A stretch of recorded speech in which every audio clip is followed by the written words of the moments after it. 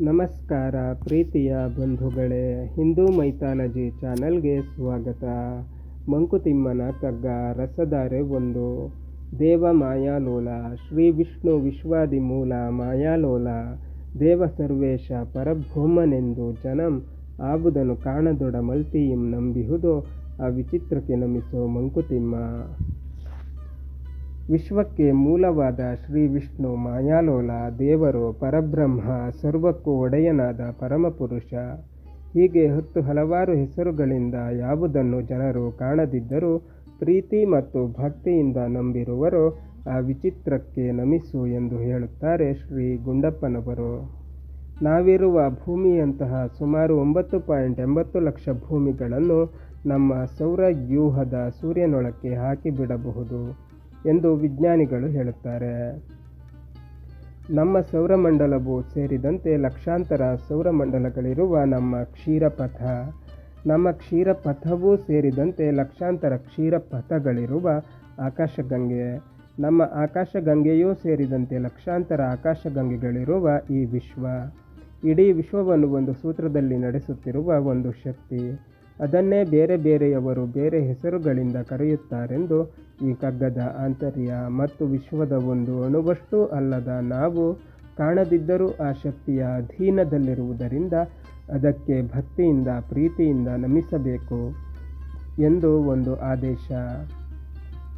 ಅವರವರ ಭಾವಕ್ಕೆ ಅವರವರ ಭಕ್ತಿಗೆ ಅವರವರ ತೆರನಾಗಿ ಇರುತಿಹನು ಶಿವಯೋಗಿ. ಹರನ ಭಕ್ತರಿಗೆ ಹರ, ಹರಿಯ ಭಕ್ತರಿಗೆ ಹರಿ, ನರರೇನು ಭಾವಿಸುವರದರಂತೆ ಕಾಣುವನು ಶಿವಶರಣರ ಮಾತು. ಹೀಗೆ ಒಂದೇ ಸತ್ಯವನ್ನು ಎಲ್ಲ ಮಹಾಮಹಿಮರು ಹೇಳಿದ್ದಾರೆ ಅಲ್ಲವೇ? ರಸಧಾರೆ 2. ವಿಶೇಷಕ್ಕೆ ತಲೆಬಾಗು. ಜೀವ ಜಡರೂಪ ಪ್ರಪಂಚವನದಾವುದೋ ಆವರಿಸಿಕೊಂಡು ಮೊಳನೆರೆದು ಮಿಹುದಂತೆ, ಭಾವಕ್ಕೊಳಪಡದಂತೆ ಅಳತೆಗಳ ಒಡದಂತೆ ಆ ವಿಶೇಷಕ್ಕೆ ಮಣಿಯೋ ಮಂಕುತಿಮ್ಮ. ಈ ಪ್ರಪಂಚದಲ್ಲಿ ಇರುವುದು ಎರಡೇ, ಒಂದು ಜಡ ಮತ್ತು ಮತ್ತೊಂದು ಜೀವ. ಜಡವೆಂದರೆ ಚೇತನವಿಲ್ಲದ್ದು, ಜೀವವೆಂದರೆ ಚೇತನ. ಇವೆರಡರ ಸಮ್ಮಿಲನವೇ ಜಗದ್ವ್ಯಾಪಾರ. ಇವೆರಡರಲ್ಲೂ ತುಂಬಿಕೊಂಡಿರುವ ಭಾವದಿಂದ ಊಹಿಸಲ ಸಾಧ್ಯವಾದ ಅಳತೆಗೆ ಸಿಗದ ವ್ಯಾಪಕತ್ವವು ಹೊಂದಿರುವ ಆ ವಿಶೇಷಕ್ಕೆ ಪರಮಾತ್ಮನಿಗೆ ನಮಿಸೋ, ಮಣಿಯೋ, ನಮಸ್ಕರಿಸೋ ಮಂಕುತಿಮ್ಮ ಎಂದು ಹೇಳುತ್ತಾರೆ ಡಿ.ವಿ.ಜಿ. ಯಥಾ ಸರ್ವಾಣಿ ಭೂತಾನಿ ಭವಂತ್ಯಾದಿ ಯುಗಾಗಮೆ ಯಸ್ಮಿಂಶ್ಚ ಪ್ರಳಯಂ ಯಾಂತಿ ಪುನರೇವ ಯುಗಕ್ಷಯೇ ಎಂದು ಯುಧಿಷ್ಠಿರನು ಕೇಳುವ 5 ಪ್ರಶ್ನೆಗಳಿಗೆ ಉತ್ತರಿಸುತ್ತಾ ಪರಮಾತ್ಮ ಸ್ವರೂಪವನ್ನು ವಿವರಿಸುವಾಗ ಮಹಾಭಾರತದಲ್ಲಿ ಭೀಷ್ಮ ಪಿತಾಮಹರು ಹೇಳುತ್ತಾರೆ. ಎಂದರೆ ಯುಗದ ಆದಿಯಲ್ಲಿ ಯಾರಿಂದ ಎಲ್ಲವೂ ಪ್ರಕಟಗೊಳ್ಳುತ್ತದೋ ಮತ್ತು ಯುಗದ ಅಂತ್ಯದಲ್ಲಿ ಯಾರಲ್ಲಿ ಎಲ್ಲವೂ ವಿಲೀನವಾಗುತ್ತದೋ ಅದೇ ಪರಮಾತ್ಮ ಎನ್ನುತ್ತಾರೆ. ಈ ಪರಮಾತ್ಮ ಜಡ ಜೀವ ಪರಸ್ಪರ ಸಂಬಂಧವನ್ನು ಕುರಿತು ಹೇರಳವಾದ ವ್ಯಾಖ್ಯಾನಗಳಿದ್ದರೂ ಇದೇ ಇದು ಎಂದು ಹೇಳುವುದು ಅಸಾಧ್ಯ. ಇದು ಅನುಭವ ವೇದ್ಯ. ಅನ್ನಮಾಚಾರ್ಯರು ಅಂದರಿಲೋ ಪುಟ್ಟಿ ಅಂದರಿಲೋ ಚೇರಿ ಅಂದರಿ ರೂಪಮಲೋ ಅಟುತಾನೈ ಎಂದು ಹೇಳುತ್ತಾರೆ. ಅಂದರೆ ಎಲ್ಲರಲ್ಲೂ ಹುಟ್ಟಿ ಎಲ್ಲರಲ್ಲೂ ಸೇರಿ ಎಲ್ಲರ ರೂಪವು ತಾನೇ ಆಗಿ ಎಂದು ಆ ಪರಮಾತ್ಮನನ್ನು ವರ್ಣಿಸುತ್ತಾರೆ. ಇಲ್ಲಿ ನಮಗೆ ಆ ಪರಮಪುರುಷನು ತಾನೇ ಇಡೀ ಜಗತ್ತು ಮತ್ತು ಅದರಲ್ಲಿರುವ ಸಕಲವೂ ಆಗಿ ತಾನೇ ಪ್ರಕಟಗೊಂಡಿದ್ದಾನೆ ಎಂದು ಅರ್ಥ ಬರುತ್ತದೆ. ಇರಲಿ, ನಾವು ಸಹ ಇದನ್ನು ನಮ್ಮ ಮತಿಯ ಮಿತಿಯಲ್ಲಿ ವಿಚಾರದ ಹೊರೆಗೆ ಹಚ್ಚಿ ನಮ್ಮ ವಿಚಾರದ ಪರಿಧಿಯನ್ನು ಹೆಚ್ಚಿಸಿಕೊಳ್ಳಲು ಪ್ರಯತ್ನ ಪಡಬೇಕು. ಆದರೆ ಎಂತೆಂಥ ಮಹಾಮಹಿಮಾನ್ವಿತರಿಗೂ ಊಹಿಸಲು, ಅಳೆಯಲು ಮತ್ತು ತಿಳಿಯಲು ಕಷ್ಟಸಾಧ್ಯವಾದ ಆ ಪರಮಾತ್ಮ ಸ್ವರೂಪವನ್ನು ವಿಚಿತ್ರ, ವಿಶೇಷ ಎಂದು ಕರೆದಿದ್ದಾರೆ ಡಿ.ವಿ.ಜಿಯವರು. ಅದಕ್ಕೆ ನಮಿಸು, ಮಣಿ ಎಂದು ಆದೇಶಿಸುತ್ತಾರೆ ಮಾನ್ಯ ಗುಂಡಪ್ಪನವರು. ರಸಧಾರೆ 3. ದೇವರು ಇಹುದೋ ಇಲ್ಲವೋ ತಿಳಿಯಗೊಡದೊಂದು ವಸ್ತು ನಿಜ, ಮಹಿಯಿಂ ಜಗವಾಗಿ ಜೀವವೇಷದಲ್ಲಿ ವಿಹರಿಪುದೊಳಿತೆಂಬುದು ನಿಸದವಾದೊಡ ಗಹನ ತತ್ವಕ್ಕೆ ಶರಣೋ ಮಂಕುತಿಮ್ಮ. ಮಾನವರಲ್ಲಿ ಇದು ಒಂದು ನಿರಂತರ ಪ್ರಶ್ನೆ. ಆ ದೇವರೆಂಬ ವಸ್ತು ಇದೆಯೋ ಇಲ್ಲವೋ ಎಂದು. ಇದೆ ಎಂದರೆ ಅದಕ್ಕೆ ನಾನಾ ಹೆಸರುಗಳು, ರೂಪಗಳು, ಪೂಜೆಗಳು, ಹಲವು ಪೂಜಾ ವಿಧಾನಗಳು, ಆಚಾರಗಳು, ಸಂಪ್ರದಾಯಗಳು.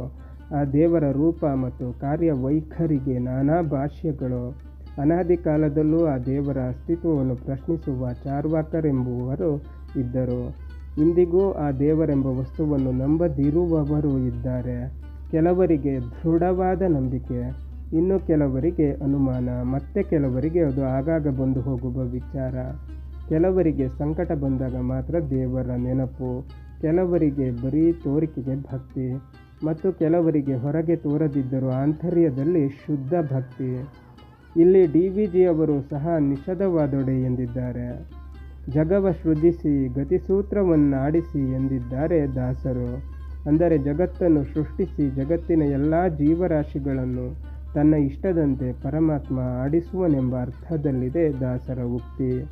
ಹಾಗೆ ಇಡೀ ವಿಶ್ವವನ್ನು ಸೃಷ್ಟಿ ಮಾಡಿ ಎಲ್ಲ ಜಡ ಮತ್ತು ಜೀವಿಗಳಲ್ಲೂ ತಾನೇ ತಾನಾಗಿ ವ್ಯಾಪಿಸಿರುವ ಪರಮಾತ್ಮನೆಂಬುವುದು ಒಳ್ಳೆಯದು ಮತ್ತು ಇರುವುದು ಸತ್ಯವಾದರೆ ಆ ಗಹನಕ್ಕೆ, ಅಂದರೆ ಗೂಢವಾದ ಊಹೆ, ಅರಿವು ಮತ್ತು ತರ್ಕಕ್ಕೆ ನಿಲುಕದ ಆ ಗುಹ್ಯವಾದ ವಸ್ತುವಿಗೆ ಶರಣಾಗು ಎನ್ನುತ್ತಾರೆ DVG. ಇಲ್ಲಿ ಸತ್ಯವಾದರೆ ಎಂದಿದ್ದಾರೆ.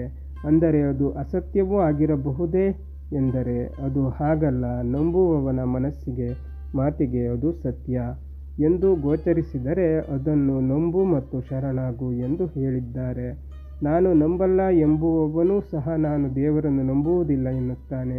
ಅಂದರೆ ಅವನು ದೇವರು ಎನ್ನುವ ವಸ್ತು ಹೊಂದಿದೆ, ನಾನು ಅದನ್ನು ನಂಬುವುದಿಲ್ಲ ಎಂದು ಅರ್ಥವಲ್ಲವೇ? ಹಾಗಾಗಿ ವಾಚಕರೇ, ನಿಮಗೆ ಆ ಪರಮಾತ್ಮ ವಸ್ತುವಿನಲ್ಲಿ ನಂಬಿಕೆ ಇದ್ದರೆ ಶುದ್ಧವಾಗಿ ನಂಬಿ ಶರಣಾಗಿ ಎನ್ನುತ್ತಾರೆ DVG. ಸ್ನೇಹಿತರೆ, ಮಂಕುತಿಮ್ಮನ ಕಗ್ಗ ಮುಂದುವರಿಯುತ್ತದೆ. ಅಲ್ಲಿಯ ತನಕ ನಮ್ಮ ಚಾನಲನ್ನು ನೋಡ್ತಾ ಇರಿ.